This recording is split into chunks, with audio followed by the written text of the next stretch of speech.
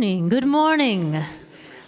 Hello. Please stand as you're willing and able and join me for number 38 in the gray hymnal, Morning Has Broken. We have the choir here today. Yay, choir. Woo! Yes, choir stand. Yay, join us.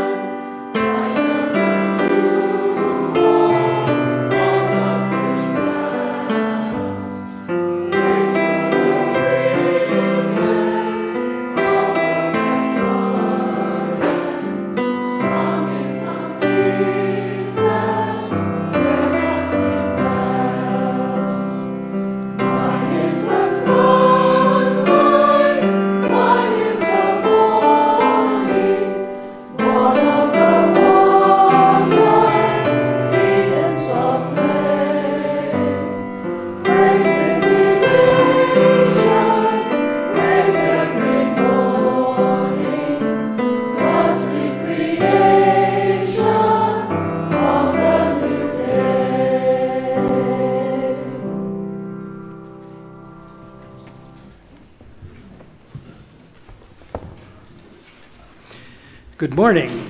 Good morning. And it's great to see the choir back again. Welcome. I'm Richard Steele, today's lay leader. I welcome you to the Unitarian Universalist Church of Spokane, with special greetings to our online viewers from around the United States, Canada, and elsewhere in the world. Today we have a guest speaker, fellow congregant Paul Lindholt, PhD. Paul is professor of English and philosophy at Eastern Washington University, where he teaches literature, creative writing, and environmental studies. He grew up on the Salish Sea in Western Washington, but now divides his time between Spokane and Sandpoint, Idaho. He's a prolific writer on American studies and American literature, with some 300 book chapters, journal articles, essays, reviews, columns, and poems in print. His work has been recognized by the Academy of American Poets, the Society of Professional Journalists, and the Washington Center for the Book. His ecological memoir, In Earshot of Water, won a Washington State Book Award, and his sermon today is entitled Taken by the Sea. Please join me in welcoming Paul to the pulpit today.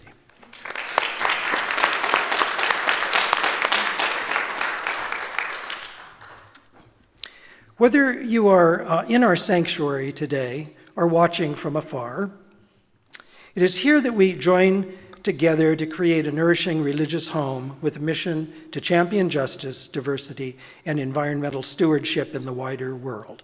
Or, as we say more concisely, to create community, find meaning, and work for justice. Now, please take a few minutes to greet one another.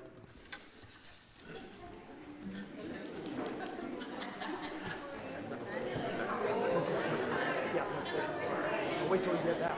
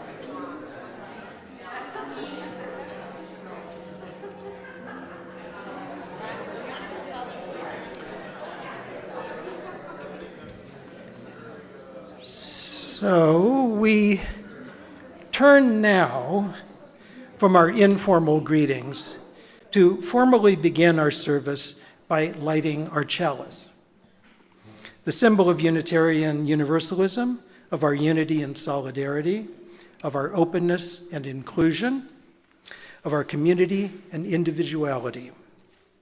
May this small flame be an offering of warmth to those who are cold and alone, and a light to those in darkness.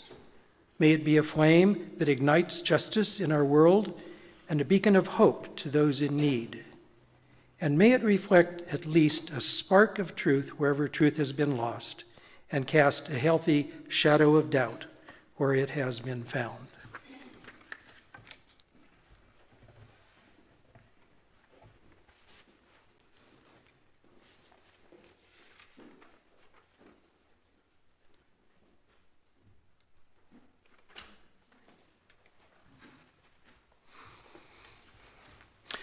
For our opening reflection, I draw on a book that I first read 40 years ago, The Sea Around Us by Rachel Carson. Its sixth chapter, The Long Snowfall, vividly impressed me with its perspective. Alien, profound, compelling. Her words. When I think of the floor of the deep seas, the single overwhelming fact that possesses my imagination is the accumulation of sediments. I see always the steady, unremitting, downward drift of materials from above, flake upon flake, layer upon layer, a drift that has continued for hundreds of millions of years and that will go on as long as there are seas and continents. For the sediments are the materials of the most stupendous snowfall the earth has ever seen. It began when the first rains fell on barren rocks and set in motion the forces of erosion. It was accelerated when living creatures developed in the surface waters and the discarded little shells of lime or silica that had encased them in life began to drift downward to the bottom.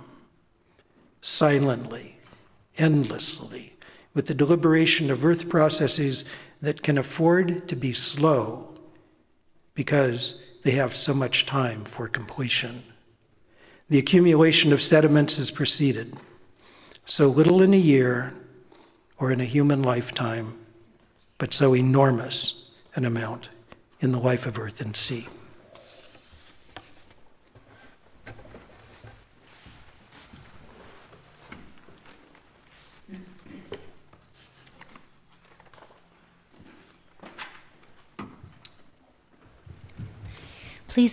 Please rise. Join us for our chant for the seasons, autumn, number 73 in your hymnal.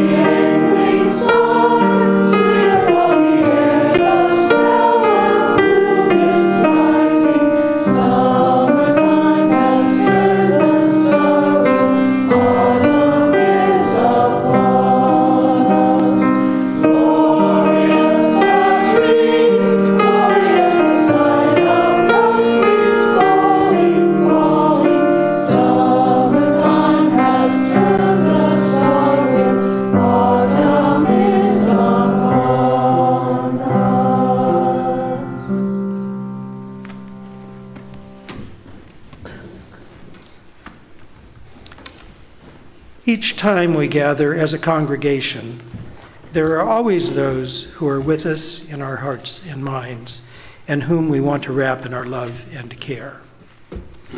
We light a candle for them this morning, We mourn the people of Ukraine who are dying in the Russian war of aggression, the residents of Marrakesh and surrounding areas suffering the effects of the earthquake in Morocco, and the citizens of Derna, Libya, swept away by floodwaters when 2 dams gave way in the night above their city.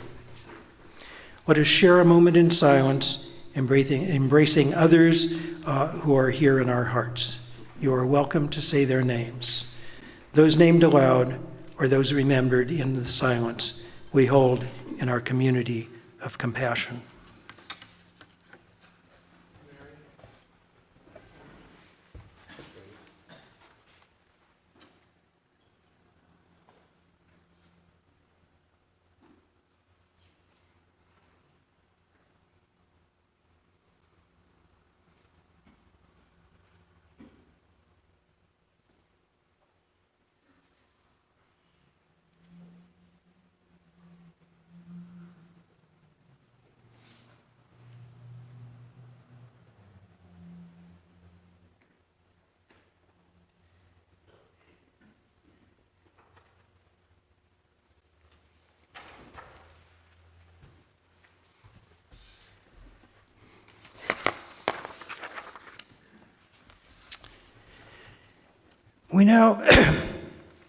We now gratefully give and receive this morning's offering, which sustains this community and its mission to the larger world.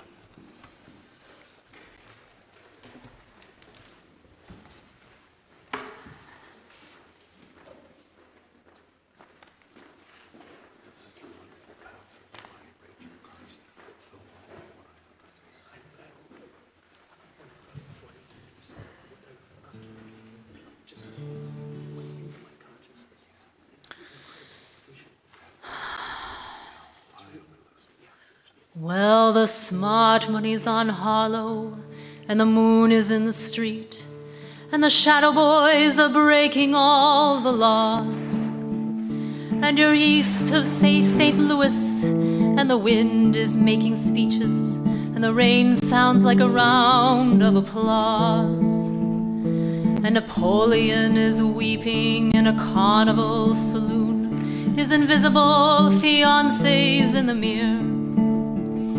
And the band is going home, it's raining hammers, it's raining nails, and it's true there's nothing left for him down here. And it's time, time, time. It's time, time, time.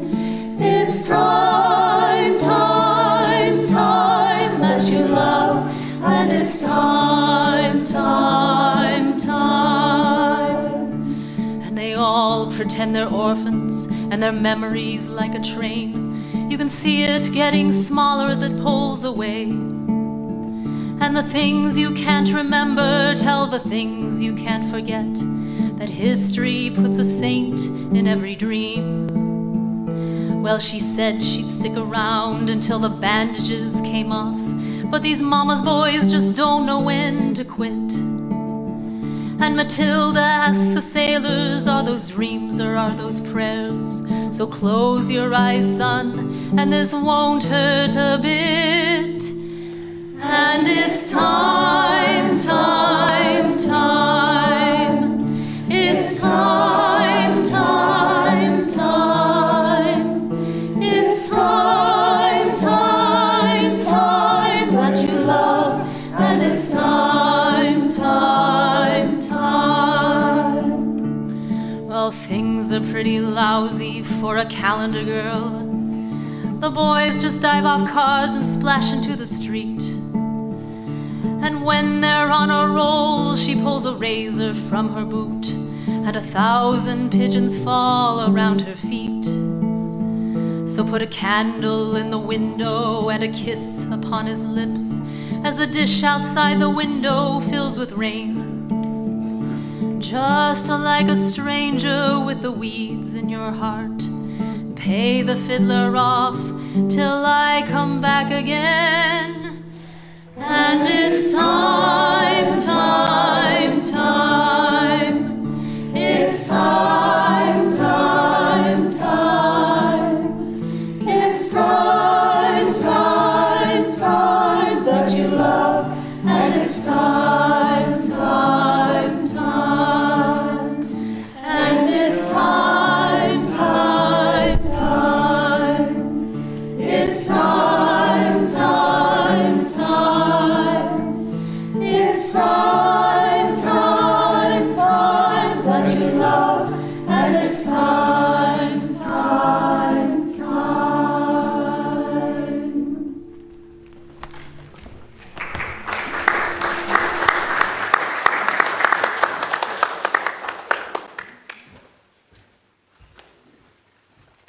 morning. Isn't it a beautiful song?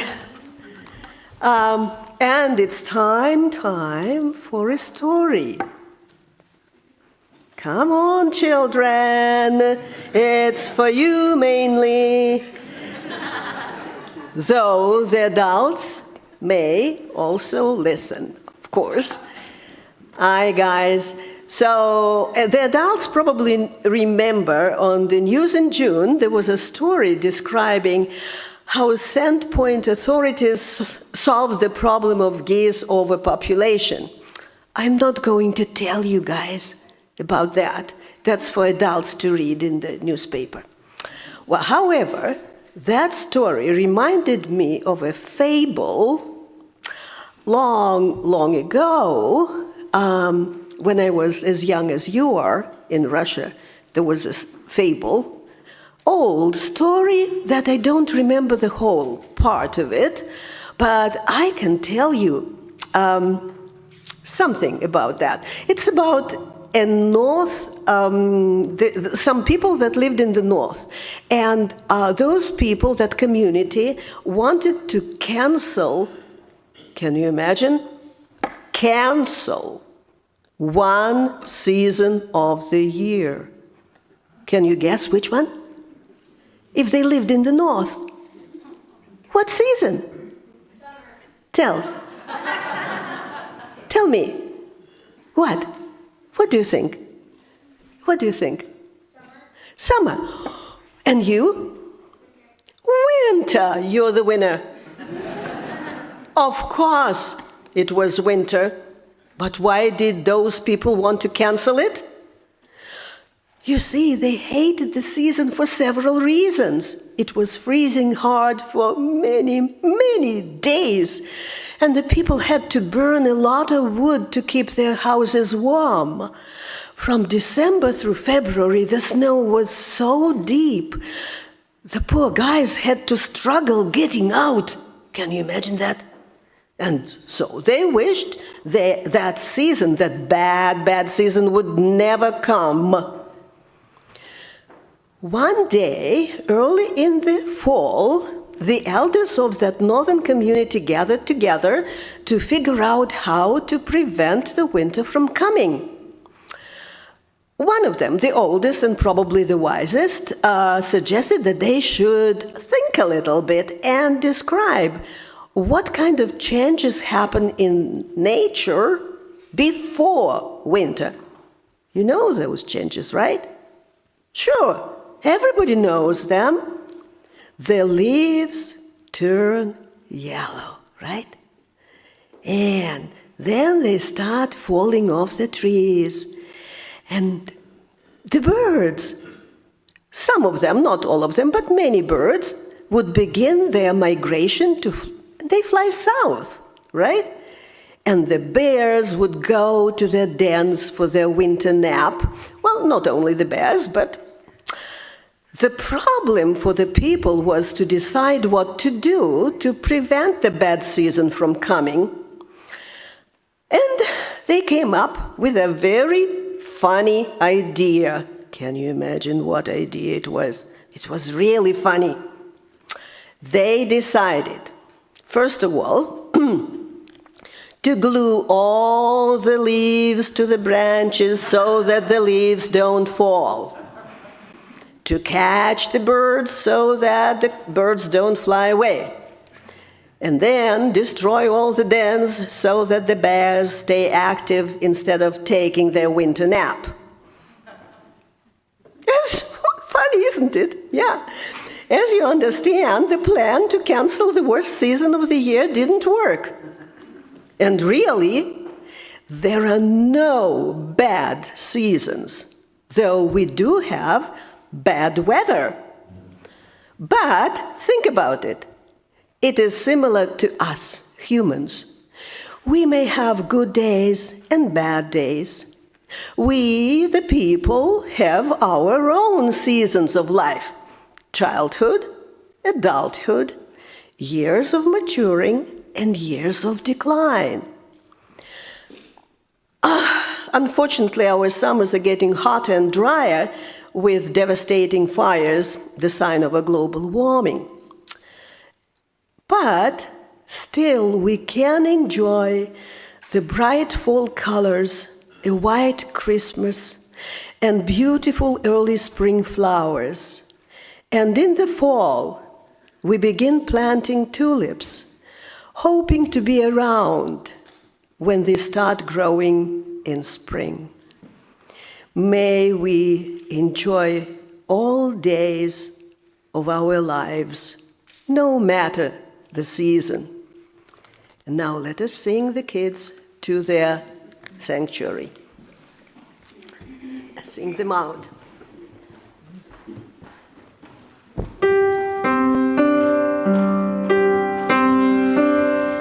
Go now in peace, go now in peace. May the spirit of love surround you everywhere, everywhere you may go.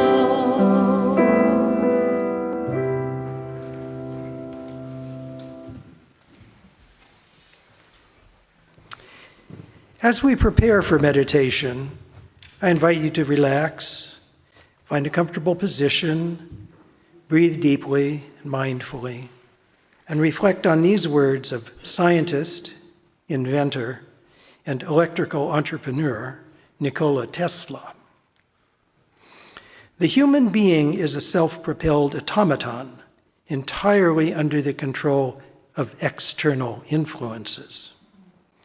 Willful and predetermined though they appear, his actions are governed not from within but from without. He is like a float, tossed about by the waves of a turbulent sea.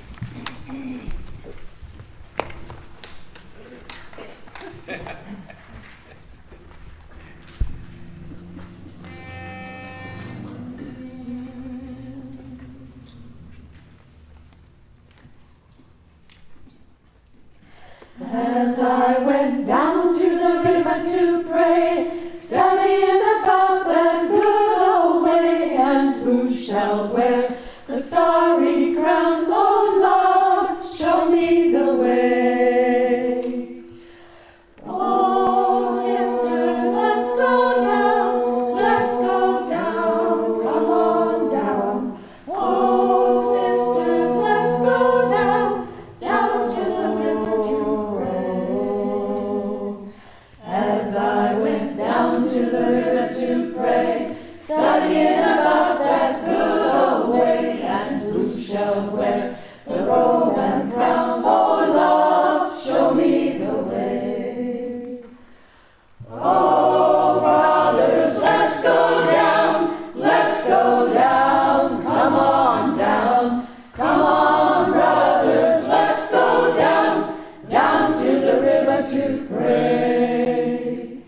As I went down to the river to pray, studying about that good old way, and who shall wear the starry crown? Oh Lord, show me the way. Oh fathers, let's go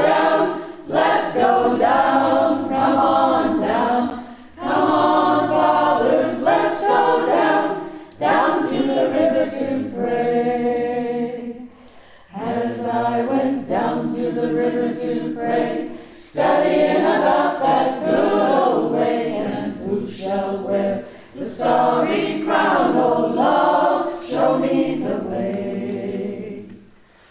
Oh, mothers, let's go down, let's go down, come on down. Come on, mothers, let's go down, down to the river to pray. As I went down to the river to pray, studying about that good old way, and who shall wear the starry crown, oh love, show me the way.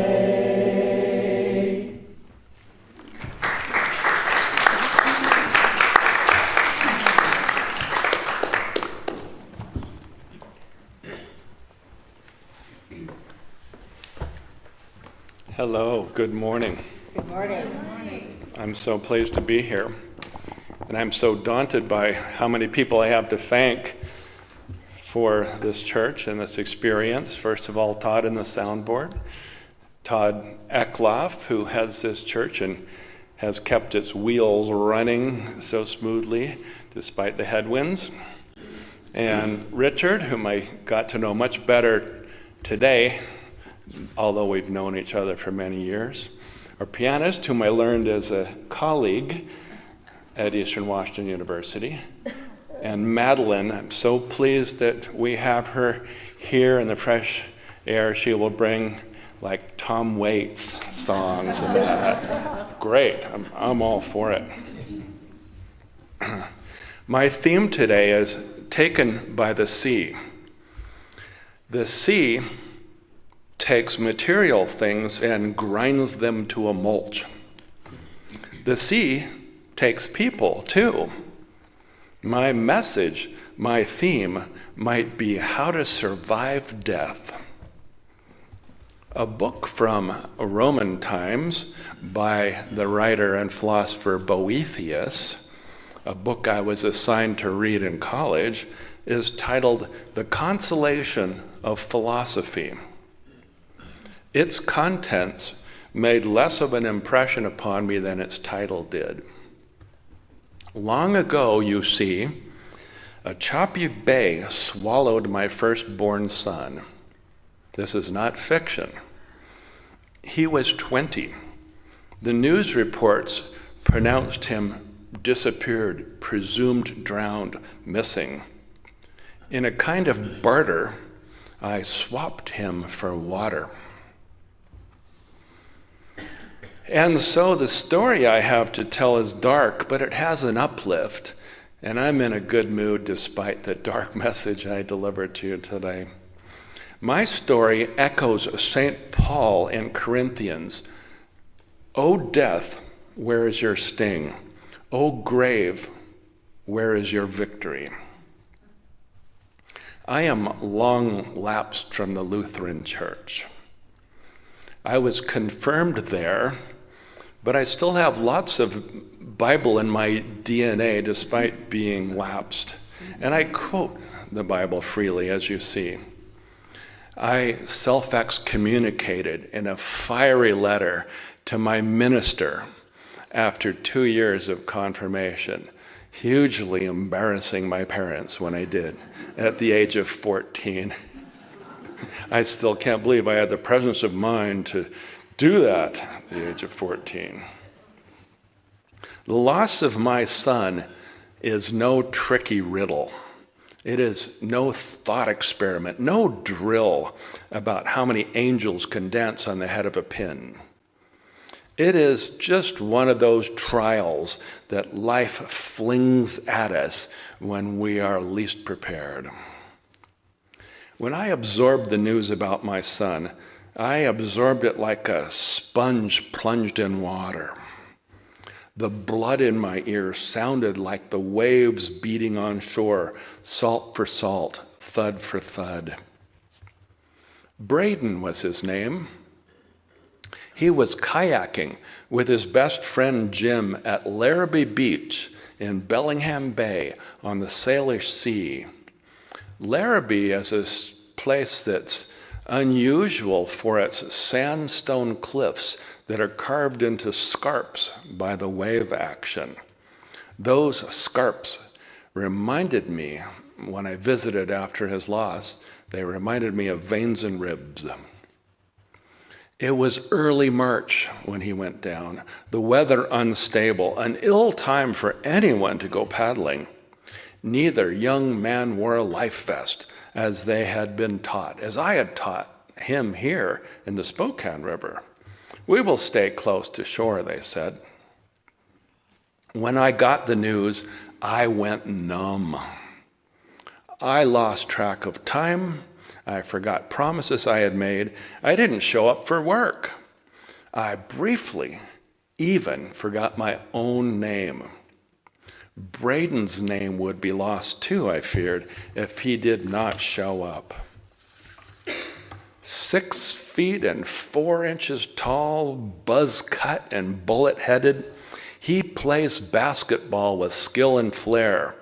Played, I scold myself, played. The next day, both boats washed up across the bay. My ordeal reminded me of some of the biblical teachings I had when I was a kid, especially the story of Job, whom the Lord put through the great trials. He smote Job with sore boils. Job's 7 children were destroyed also when a mighty wind crushed a house around them. Today, I think of my ordeal as one that taught me to survive death. But that's a contradiction in terms. It's an oxymoron. No one survives death, even if religionists try to tell us that we can. One of the foremost functions of faith, it seems to me, is to gain immortality, to survive death, to make ourselves worthy to outlive our biological mandates and emerge intact on the other side. Todd Eckloff has spoken from this same pulpit about a Roman slave, Epictetus, who wrote a book of consolation titled The Enchiridion. As luck would have it, I was reading that book. I turned to it for consolation when my son disappeared. I read it as the days ticked by without good news. The Stoic philosophy of Epictetus differed from Christian philosophy. It differed from Job's faith. To Epictetus, this Roman slave whose master broke his leg as a form of punishment for misbehavior, to Epictetus, all external events are beyond our control. We should dispassionately accept whatever happens to us. He wrote, and I quote, "On a voyage, when the ship is at anchor, you ought to be amusing yourself by picking up a stone or a shell on the beach, but your thoughts need to be on the ship every minute, for fear the captain should call, and you must leave all your things behind." Maybe the ship captain called my son and he heard too late. Maybe he never heard at all.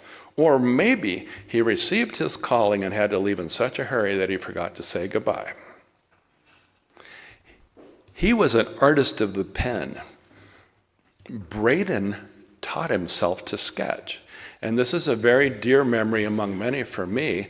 I had to bring him to a graduate seminar where I was doing my PhD because we had no caregiver. And he sat beside me at the age of 3 with a piece of paper to entertain himself, and he sketched me. He looked at me while the professor lectured. He looked at me, and he drew me with my wire rim glasses askew, my bedhead hair, my whiskered neck unshamed by blade. I'd forgotten to shave for several days, I think. And he stippled or dappled the whiskers on my neck. So I hold that in great memory, and I used it as a way to post my office hours on my office for many years. Mine is no thought experiment. It is the real thing. None of us can remember our own birth, but every one of us must confront death, both our own and those of our loved ones. When I was a child, My father saved me from death by drowning. We were fishing on a river. I slipped and plunged into the drink.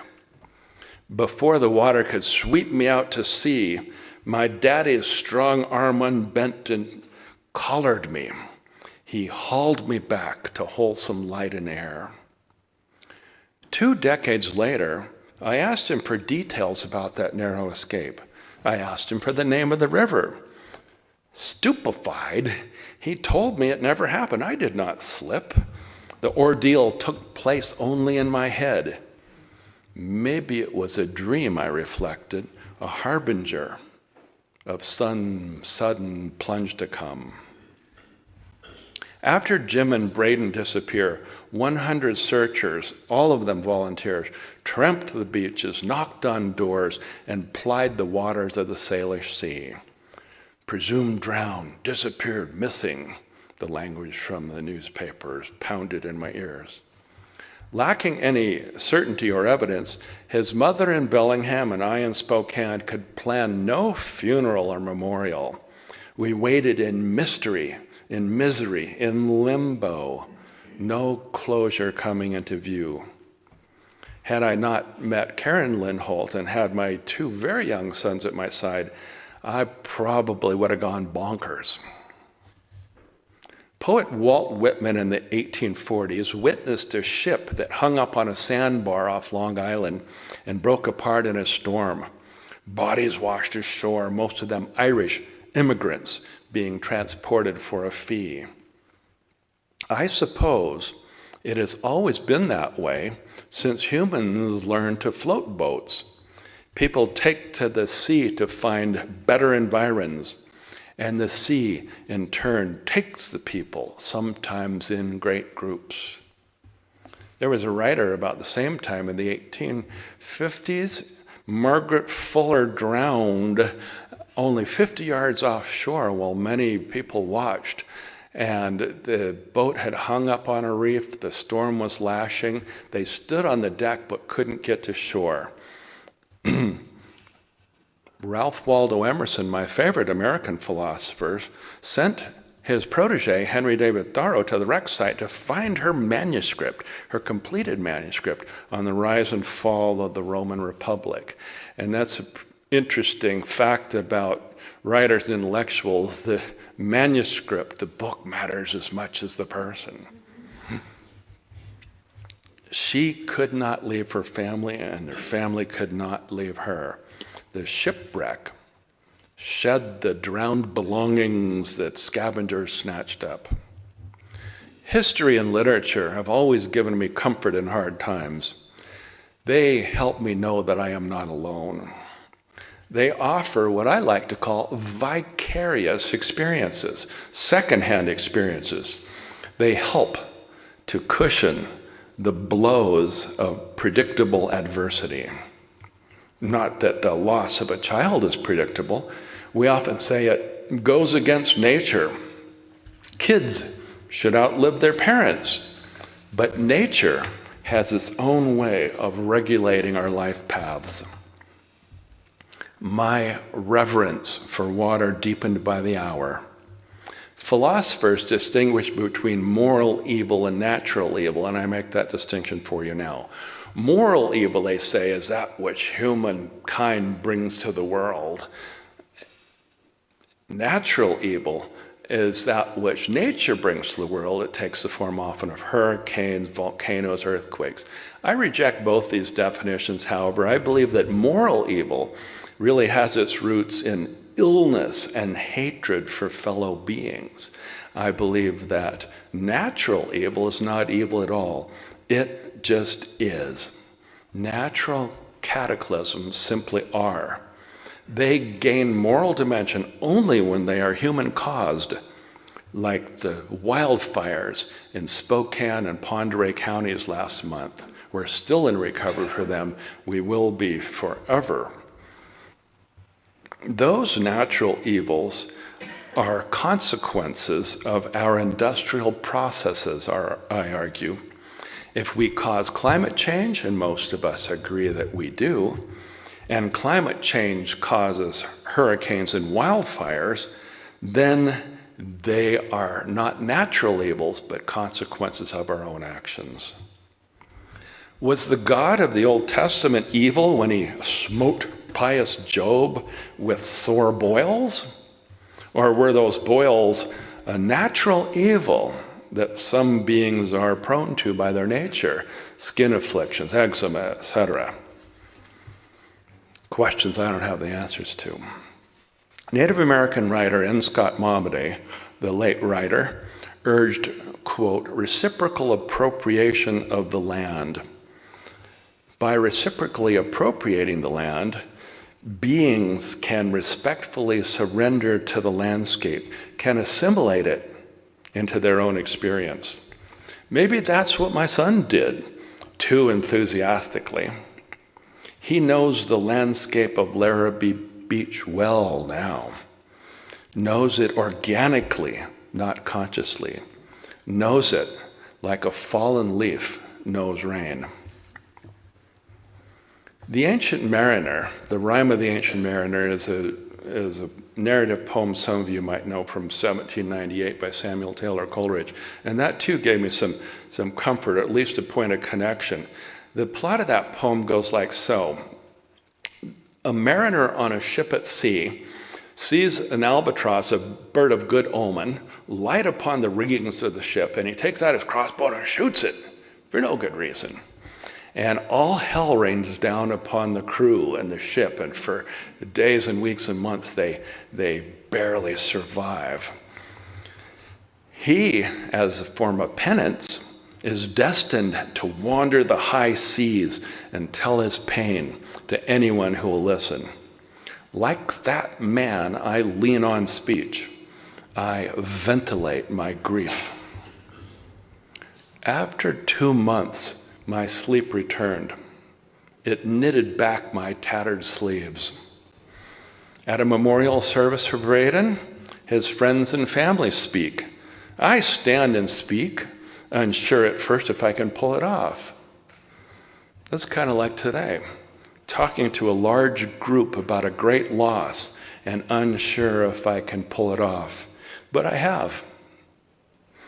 My new book at the back of the room tells this story in more complete detail. I would like to conclude with a memorized passage by Shakespeare from a little-known play of his titled Measure for Measure, and I want to set this up for you. One guy is consoling another one because the other guy has been sentenced to death. And the speech is remarkable for me. It memorized itself in me because of this final image that I give you a foretaste of. He, Shakespeare, characterized our acquiring of stuff, our gathering of goods, like an ass whose back with ingots bows. In other words, a donkey that's carrying us, carrying all our stuff. And here's that speech from Measure for Measure.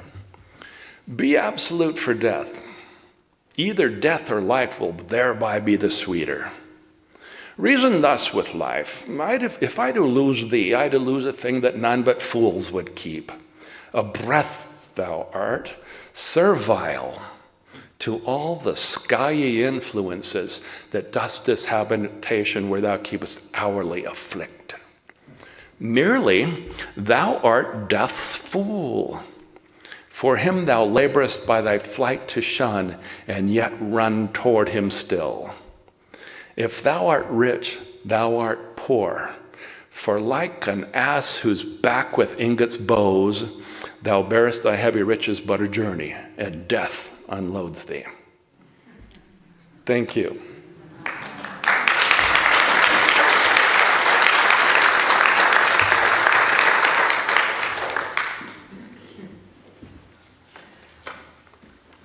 Thank you so much, Paul.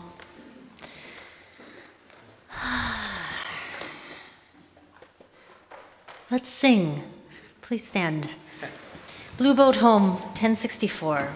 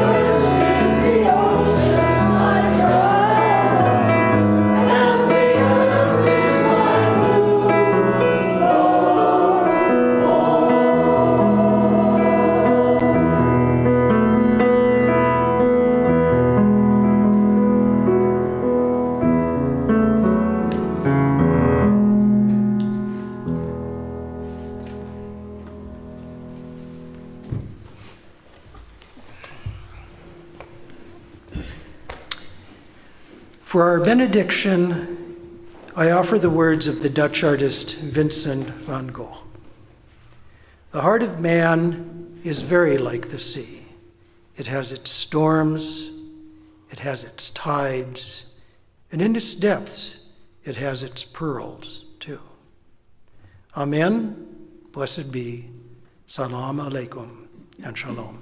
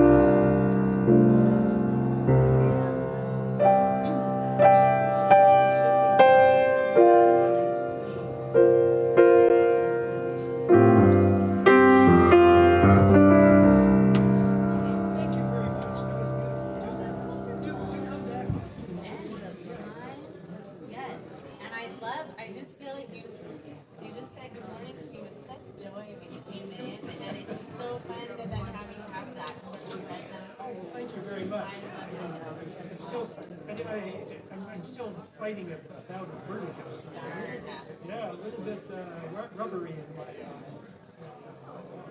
appreciate that. And so you were studying out at Eastern Washington? Well, I got a Spanish degree in Seattle, and then I got my master's in teaching at Eastern, and I've just sort of fallen into some piano work. I took a year off, had a kid, and so this is my return, and it's wonderful. I didn't think I would do so much music in my professional life, but it's what I'm sticking to. Oh, so your like credentialing is in Spanish.